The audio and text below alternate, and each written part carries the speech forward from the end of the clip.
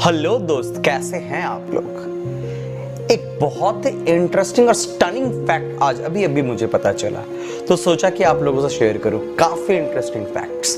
हमारी country India every year 1.5 million मतलब 15 lakh engineers पैदा करती है। 15 लाख। और रिसेंटली दिसंबर में कोलकाता के एनआरएस हॉस्पिटल में एक वैकेंसी निकली थी। 6 पोस्ट, ओनली 6 पोस्ट के लिए एक वैकेंसी निकली थी। वो वैकेंसी क्या थी? Lab assistant. मॉर्ग में लैब असिस्टेंट। बेसिकली ये पर्सन डोम का काम करते हैं। मॉर्ग में लैब असिस्टेंट, जो सिर्फ बेयर 15,000 रेम्यूनरेशन की एक नौकरी थी। और इस नौकरी का कोई एजुकेशन क्वालिफिकेशन जो रिक्वायरमेंट थी सिर्फ 8 पास। दिसंबर में निकली हुई थी, हाल ही 2020 के दिसंबर में। आप स्टंट हो जाएंगे कि इसमें जो एप्लीकेशंस भरे गए हैं वो नियर अबाउट 8,000 एप्लीकेशंस भरे गए हैं। और उस 8,000 एप्लीकेशंस में 100 इंजीनियर्स भी थे। जी हाँ, 100 engineers. 8,000 application for morgue assistant, 8 पास का, उसमें 100 इंजीनियर्स, 500 पोस्ट ग्रेजुएट्स। कुल 8,000 एप्लीकेशन थे, उसमें 500 पोस्ट ग्रेजुएट्स और 100 इंजीनियर्स भी अब मॉर्ग में काम करेंगे, वो भी 8 पास वाली नौकरी। ये क्या हो रहा है? हमारी सोसाइटी किस तरफ जा रही है? 8 पास 10 पास की जो नौकरी मिलती है बेसिकली उन लोगों के लिए होती है जो अंडर प्रिविलेज होती है, जो उतनी पढ़ाई लिखाई किए रहते हैं। बट हमारे इंजीनियर भाई साहब को भी वो नौकरी चाहिए। डॉक्टर्स एक नोबल प्रोफेशन होते हैं। डॉक्टर्स के बाद हमारे समाज में इंजीनियर्स आते हैं। इंजीनियर्स जो समाज की इकोनॉमी को बनाते हैं, जो समाज की एग्जिस्टिंग इकोनॉमी को और ऊपर ले जाने का काम करते हैं। बट ये भी आ जाते हैं उसी लाइन में, जिस लाइन में जो अंडर प्रिविलेज की नौकरी मिलनी है, इनको भी वो नौकरी चाहिए। हमारा समाज किस तरफ जा रहा है?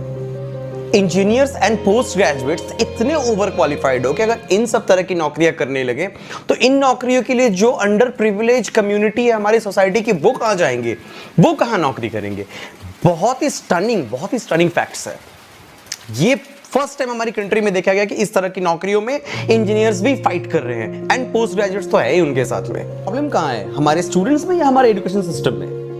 एक कंसल्टेंसी फर्म एस्पायरिंग माइंड यहां तक अजम्पशन एंड असेसमेंट कर दी है कि हमारे कंट्री में 95% इंजीनियरिंग स्टूडेंट्स जॉब सूटेड ही नहीं है, वो जॉब के लायक ही नहीं है। Mister CP Gulani, managing director Tech Mahindra, ने यहां तक कमेंट कर चुके हैं कि 94% ऑफ द स्टूडेंट्स किसी भी आईटी कंपनी में काम करने लायक नहीं है। 94% ऑफ द इंजीनियरिंग स्टूडेंट्स किसी भी आईटी कंपनी में काम करने लायक नहीं है।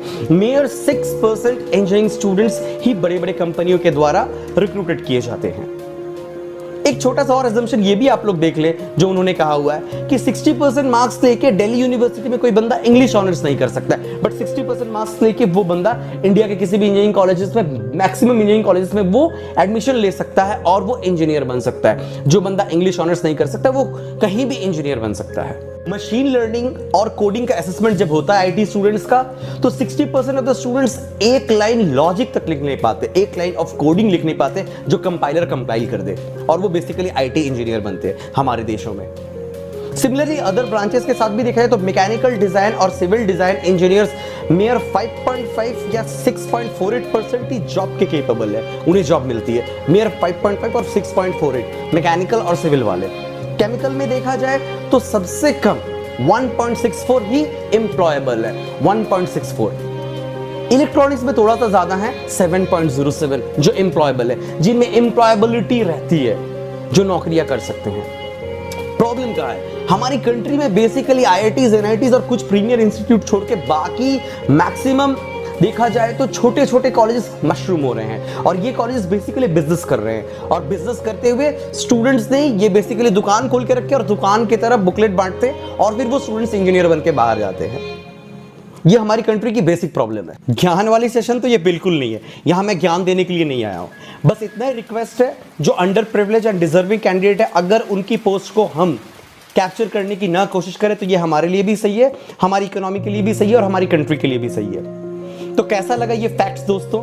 डेफिनेटली कमेंट में देना ना भूलें, और अगर सब्सक्राइब ना किए हो तो अभी सब्सक्राइब और शेयर जरूर करें, और यूं ही स्टनिंग अपडेट्स के लिए हमेशा बने रहें। Thank you.